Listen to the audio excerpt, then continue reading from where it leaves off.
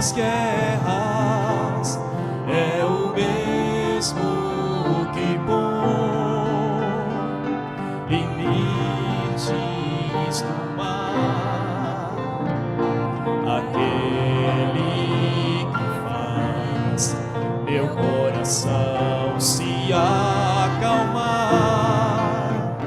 é o mesmo que faz a estrela brilhar, aquele que me dá motivo pra viver, é o mesmo que não deixa o dia e a noite falhar,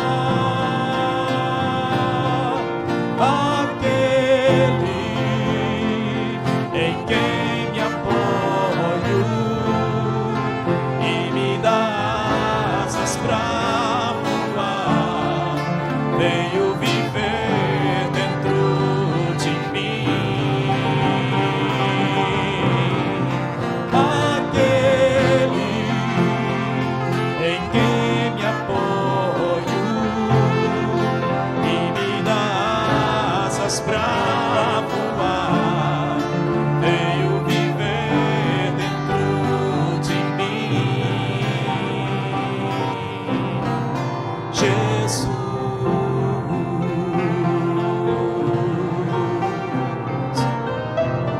Ó Senhor Jesus, aquele que fim as minhas guerras, é o mesmo que bom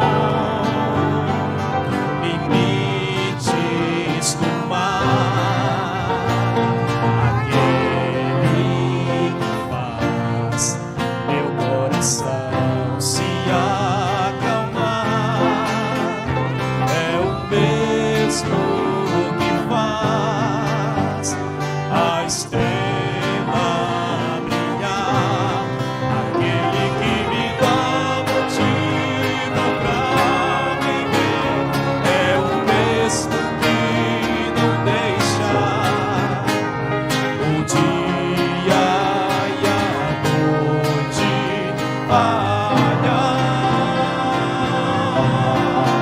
aquele em quem me apoio e me dá asas pra voar, veio viver dentro de mim, aquele em quem me apoio e me dá asas pra voar, veio viver dentro de mim, aquele em quem me apoio, aquele em quem me apoio e me dá asas pra voar, veio viver dentro de mim, aquele em quem me apoio e me dá asas pra voar, veio viver dentro de mim, Jesus.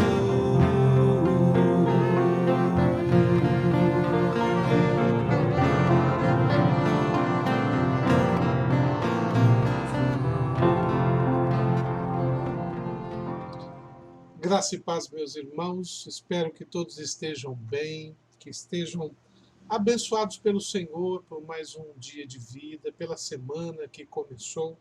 Não estivemos com os irmãos no domingo à noite, porque estava ali na congregação mariana, celebrando a ceia do Senhor, compartilhando a comunhão com eles. Foi um momento muito prazeroso, muito abençoado. Sei também que a igreja foi abençoada na ministração da palavra pelo irmão Lupércio e fico muito feliz por isso. Espero que todos nós possamos sempre ter estas oportunidades de ouvir os nossos líderes ministrando a palavra e trazendo orientação segundo aquilo que o Senhor nos tem orientado, nos dirigido e nos ministrado. Eu quero, nesse momento, concluir, não somente concluir, mas dar uma compreensão maior no sermão que iniciei há 2 domingos atrás, baseado no texto de 1 Tessalonicenses 5, de 1 a 12, com o título Se Jesus voltar hoje, aonde ele vai encontrar você? Já tive a oportunidade de, nos primeiros 3 versos desse texto de 1 Tessalonicenses 5, de 1 a 12, fazer você pensar nos lugares aonde você possivelmente estará ou não estará. Dependerá de sua escolha. Quando Jesus voltar, como você estará? Ocupado em querer apenas saber o que de melhor é para o seu futuro ou dedicado em viver o seu presente na presença de Deus? Às vezes a gente vive o dia a dia sonhando com o futuro e não presta atenção no que está acontecendo à sua volta hoje, agora. Se Jesus voltar hoje, em segundo lugar, onde ele o encontrará? O encontrará questionando sobre por que as coisas acontecem naquele momento, ou você estará confiante de que o Senhor virá e vai buscar você? É algo que você precisa pensar. E, em terceiro lugar, ou você estará acomodado às vozes do seu tempo, e quando eu falo acomodado, muitas vezes estamos prestando atenção a opiniões dos outros do que atentos à voz do Senhor, aquilo que Deus tem nos ensinado. Foi isso que falei no primeiro domingo que preguei sobre esse tema. Na segunda vez que preguei neste tema, dando continuidade dos versos 4 a 7 de 1 Tessalonicenses 5, eu mostrei os tipos de pessoas que existem, ou chamados tipos de filhos de Deus e da luz ou das trevas. Como se separam essas pessoas? Quais são os comportamentos? E aí eu falei exatamente de que os filhos da luz, aqueles que são filhos de Deus, são aquelas pessoas que elas são do dia, elas agem às claras, elas têm um coração esperando o Senhor, sempre preparado. O Senhor Jesus vai voltar e vai me encontrar preparado, esperando, acordado, vigilante, sóbrio. Ao contrário daqueles que são da noite, das trevas, que são pessoas que, por serem das trevas, elas serão surpreendidas. Quando Jesus vier, ela vai achar que não, é brincadeira, isso aí era história, mas é verdade mesmo isso que você... É verdade. Muitos estarão dormindo, achando que, pouco importa. Desatentos, tão ocupados em ter as coisas, que esquecerão totalmente de ser pessoas na presença do Senhor. E estarão outros enebriados, não sóbrios. Porque a vida é tão difícil, tão dura, tão complicada, que é melhor viver drogado, embebedado, para não ver a vida como ela é. Paulo destaca que existem esses 2 tipos de pessoas, 2 tipos de filhos, da luz e das trevas, do dia e da noite. E ali, conclamei a você a pensar sobre que tipo de filho você é. De quem é seu pai, não de quem, mas quem é seu pai. Aquele que governa e orienta a sua vida. É uma resposta que somente você pode dar. E por fim, hoje, eu quero falar com os irmãos, concluindo este trecho do capítulo 5, do verso 8 até o verso 11, e não 12, que diz assim, ali em 1 Tessalonicenses, capítulo 5, do verso 8 até o verso 11. Assim está escrito: Nós, porém, que somos do dia, sejamos sóbrios, revestindo-nos da couraça da fé e do amor, e tomando como capacete a esperança da salvação. Porque Deus não nos destinou para a ira, mas para alcançar a salvação mediante nosso Senhor Jesus Cristo, que morreu por nós, para que, quer que vigiemos, quer estejamos dormindo, vivamos em união com Ele. Consolai-vos, pois, uns com os outros, e edificai-vos reciprocamente, como também estáis fazendo. Quero nesta noite pensar, se Jesus Cristo voltar hoje, como você estará agindo? De que forma você deve agir para estar preparado? Falamos então em ocupação, no que você estará envolvido. Falamos em comportamentos que distinguem aqueles que são da luz e aqueles que são das trevas. Hoje eu quero justamente falar sobre este agir.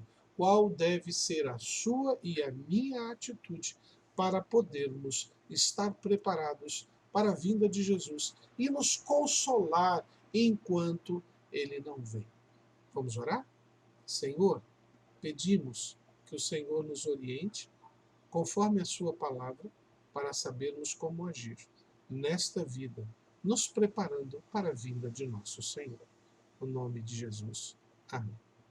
Paulo, ele nos ensina neste texto, nos mostra de maneira muito bem objetiva, de que um homem e uma mulher que está com esta expectativa real, Jesus vai voltar e virá me buscar.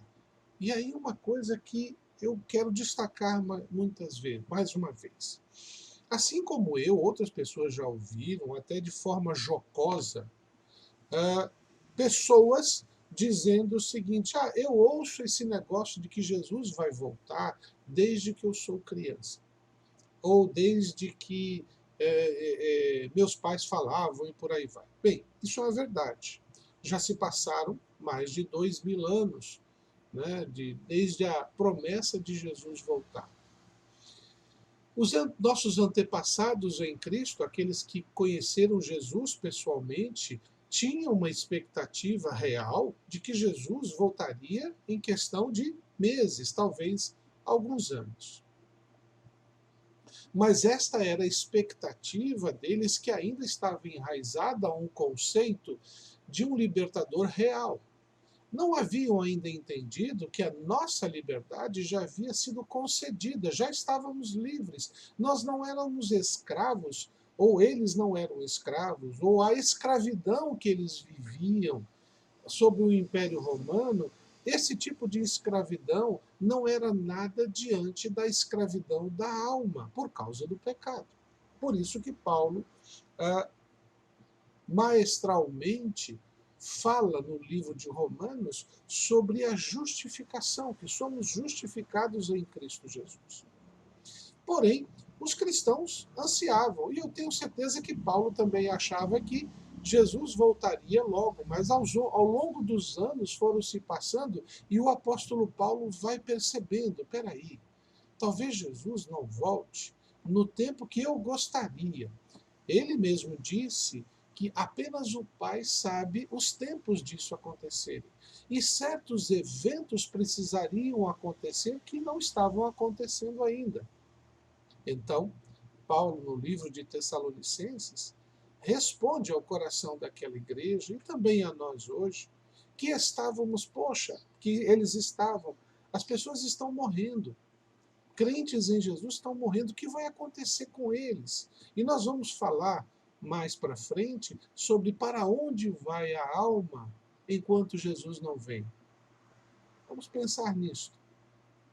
E então, Paulo escreve a carta aos Tessalonicenses porque eles estavam ficando preocupados. Os nossos irmãos, familiares, irmãos em Cristo estavam morrendo. Mas para onde eles vão? Jesus não voltou ainda. E aí Paulo traz uma palavra ao coração da igreja, falando no capítulo 4, por exemplo, sobre essa vinda de Jesus. Como seria? E ali ele prepara o coração, conforta o coração da igreja. Se você quiser ver isso, ali no capítulo 4 de 1 Tessalonicenses, do verso 13 até o verso 18. Paulo fala sobre o momento em que Jesus vai voltar. O que vai acontecer? Como vai acontecer? O que vai acontecer com aqueles que morreram? O que vai acontecer com aqueles que estarão vivos quando Jesus voltar? Mas enquanto isso não acontece, até lá precisamos estar preparados, precisamos estar agindo da forma correta. E falando sobre aqueles que duvidam ou questionam a vida de Jesus, alguns até de forma jocosa, esse fato acontece exatamente por causa do amor de Deus. E um fato que as pessoas não prestam atenção é o seguinte: Jesus pode não ter voltado ainda, mas aqueles que morrem já estão com o Senhor Jesus. Então, é uma volta. De certo sentido, é uma volta. Então, quer nós morramos fisicamente, quer permaneçamos vivos, vamos nos encontrar com Jesus. E isso traz ao nosso coração alento, conforto, fortalecimento. Por isso que Paulo encerra aqui o verso 11, dizendo: consolai-vos com essas palavras. Nós não ficamos abandonados, não estamos. Ele disse que estaria conosco até o fim e que voltaria para buscar-nos no tempo devido. Porém, até lá, enquanto Jesus não vem, como eu tenho que agir? Qual deve ser a minha atitude? Paulo responde no verso 8, inicialmente dizendo: nós, porém, que somos do dia, aqueles que são crentes em Jesus, aqueles que experimentaram da salvação em Cristo Jesus, que se tornaram luz ou luzeiros num mundo em trevas, que tenha Jesus como Salvador, sejamos sóbrios, quer dizer, estejamos conscientes do que está acontecendo e como está acontecendo. Não podemos simplesmente nos embriagar com coisas que vão nos distrair. Precisamos manter o foco. Como que e ficando sóbrio, eu tenho que me revestir? Quer dizer, eu tenho que pôr sobre minha vida algumas atitudes que vão fortalecer as minhas ações e o meu relacionamento com Deus. Revestir-me com a couraça da fé e do amor. Esse é o primeiro ponto que Paulo nos coloca, deixando bem claro de que nós precisamos, no nosso cotidiano, vivenciar estas experiências convictos pela fé de que Deus está cuidando de nós. Quantas coisas Deus tem feito na sua vida? E parecia que não havia resposta, parecia que não ia dar certo, e você confiou, e Deus respondeu. Quantas vezes na sua vida, no seu passado, na sua família, no testemunho de outros, ouvimos irmãos expressando toda a sua fé firmada em Jesus Cristo, dizendo: eu sei que Jesus vai me orientar, eu sei que Jesus vai trazer a resposta. E a resposta veio. E aí ouvimos o testemunho deste irmão ou desta irmã, dizendo: eu confiei e ele ouviu minha oração. Mas junto a esta fé, precisamos nós também nos revestir de amor. A ideia de revestir é a ideia de pôr por cima de nós, sobre nossas vidas. É um revestimento, é uma proteção. Pela fé e pelos gestos de amor, nós experimentamos não somente das bênçãos do Senhor, mas da certeza do cuidado dele sobre nós. Ontem, na classe de doutrina, estávamos falando sobre a salvação, segurança da salvação, a firmeza da salvação, e falamos sobre este doar de Deus, o dar, como é abençoador, Deus nos deu. E falamos sobre obras, boas obras, dizendo exatamente de que não são as nossas obras que nos salvam, mas a salvação que recebemos nos dá a capacidade de doar sem querer nada em troca. E é muito interessante de que ouvi ontem, já tinha ouvido antes, sobre a ocitocina, que é uma reação química que nós temos no corpo que nos dá muito prazer, muita satisfação. Por exemplo, quando você experimenta algo que lhe dá muita alegria, esta ocitocina, esta reação química no nosso corpo, ela faz você sentir satisfação. E foi feita uma pesquisa muito interessante em que uma, quando nós demonstramos um gesto de doação por alguém, quando amamos alguém e damos algo a alguém que é nosso, e fazemos isto sem esperar nada em troca, não estou lhe dando porque eu quero lhe dar isto. Este ato causa no nosso corpo, no nosso sistema interior, uma satisfação e um prazer muito enorme, porque esta ocitocina é liberada. Então dá satisfação. Por isso que Paulo fala: melhor é dar do que receber. Dar amor traz prazer para nós, traz-nos satisfação. Mas não é só isso. A pessoa que recebe o presente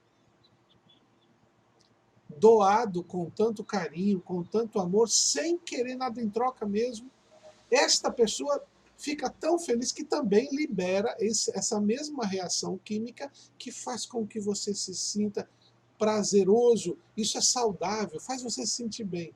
Mas existe uma outra coisa maravilhosa nisso. Eu faço isso, libera na minha vida essa alegria, essa satisfação. Aquele que recebe também experimenta desta mesma reação química prazerosa, e as pessoas que estão vendo isso acontecer experimentam do mesmo prazer e a mesma reação química. Deus te fez para se alegrar quando você dá a outro aquilo que lhe traz satisfação. É nesse princípio que o apóstolo Paulo está trabalhando, esse revestir-nos de uma fé e de amor, que possibilita vivermos de maneira mais prazerosa.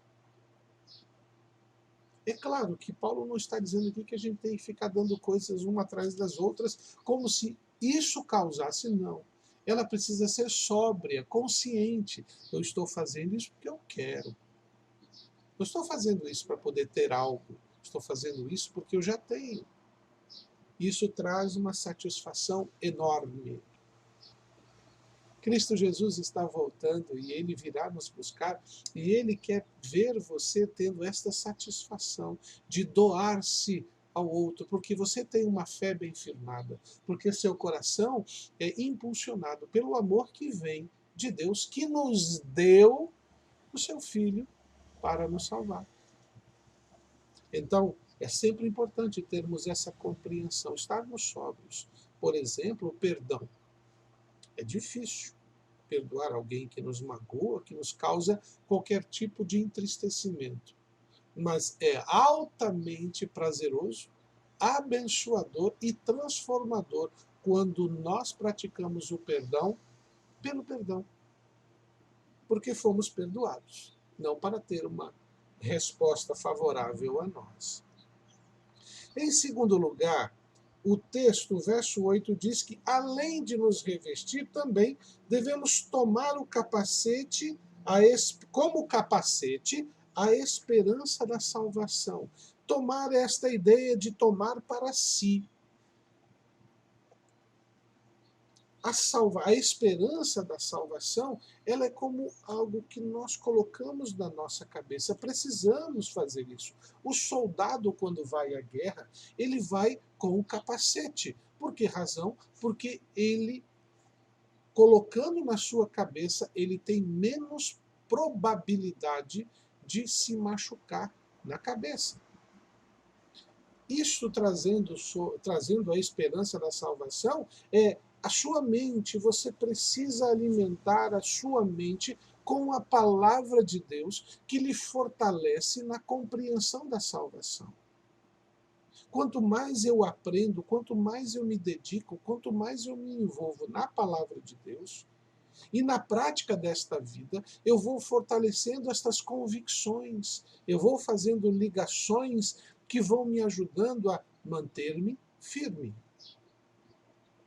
Veja a vida de muitos. Não estou falando praticar por praticar. Tem muita gente que canta na igreja, que corre para cima, para baixo, que faz as coisas, parece que mora dentro da igreja, e quando se decepciona, abandona totalmente por causa de atitude de um ou outro. E ainda usam a justificativa: eu estou servindo a Deus no meu coração. Não está servindo a Deus no seu coração, porque serviço é prática, é vida, é diária, é tempo sendo exercido para favor do outro. É quando eu saio do meu conforto para ir atrás do outro e mostrar-lhe a salvação. Nós precisamos ter a intenção, pegar esse capacete e dizer: eu creio em Jesus. Tanto creio que eu quero que as pessoas vejam que eu creio em Jesus.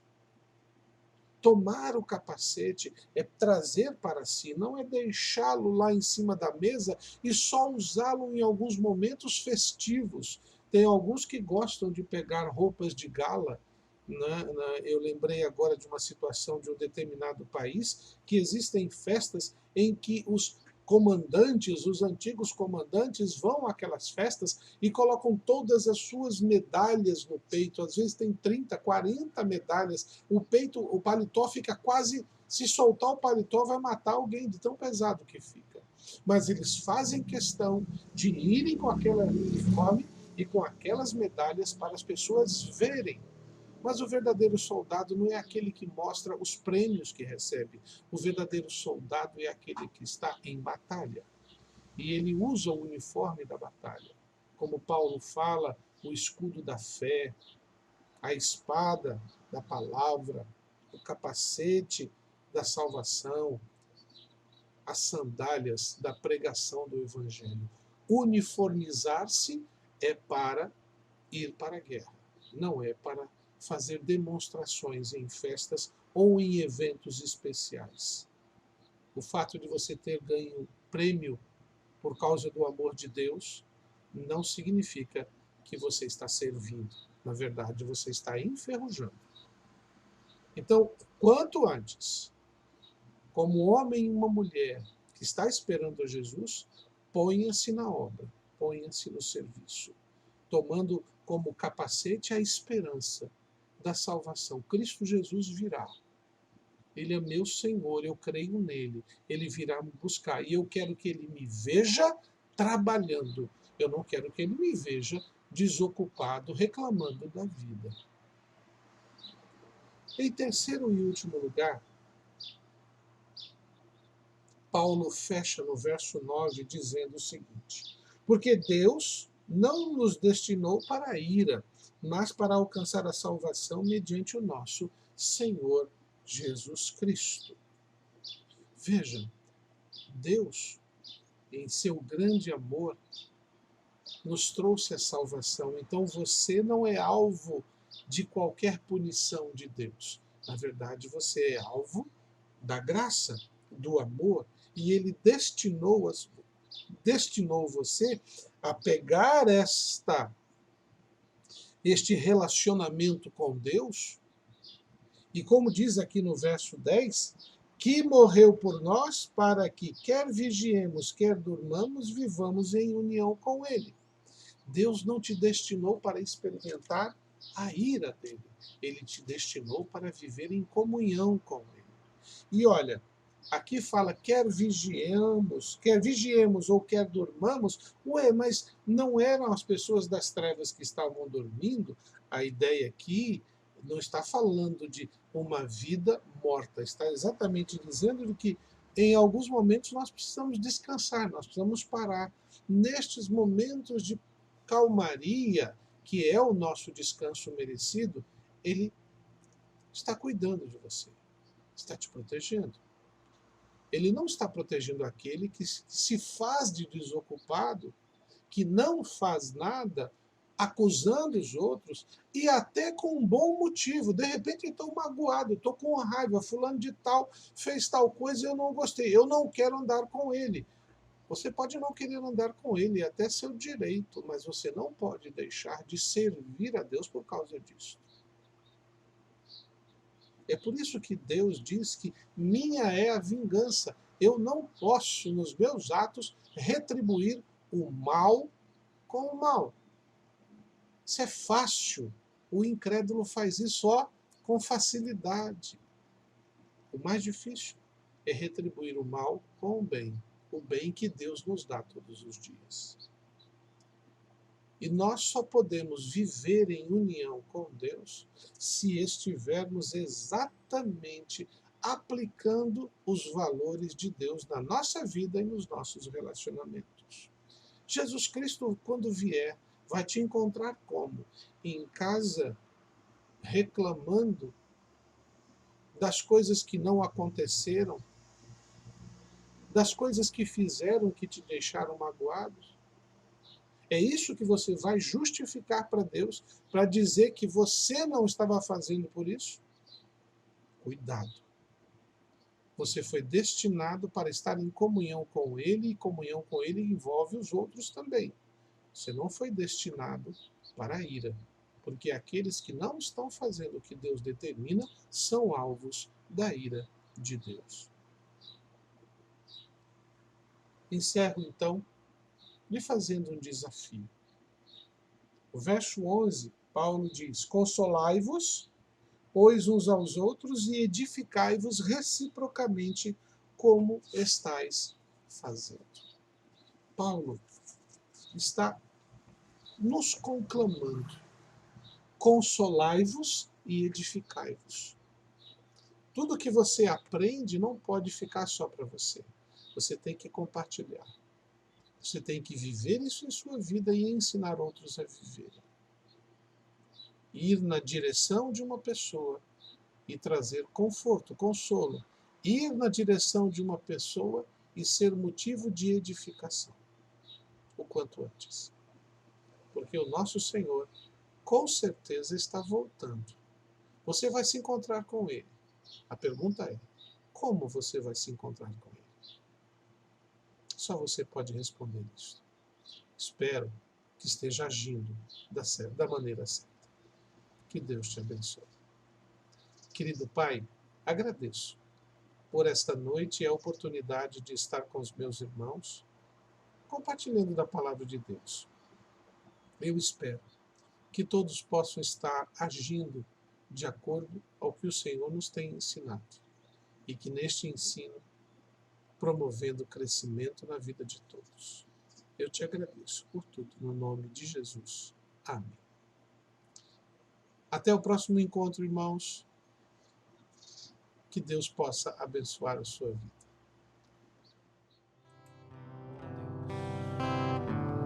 Ó Senhor, eu quero estar. Ó Senhor, eu quero estar disponível em tuas mãos. Vida em teu altar, em total consagração. Eu nasci para te servir, eu sou fruto da tua graça.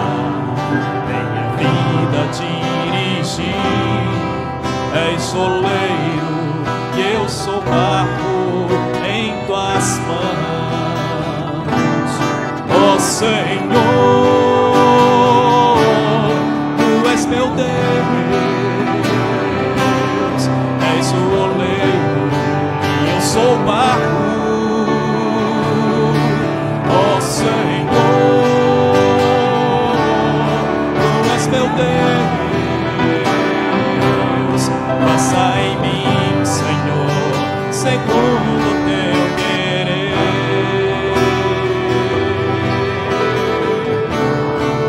Ó, faça em nós segundo o teu querer, fazer aquilo que lhe apraz. Ó Senhor, eu quero estar disponível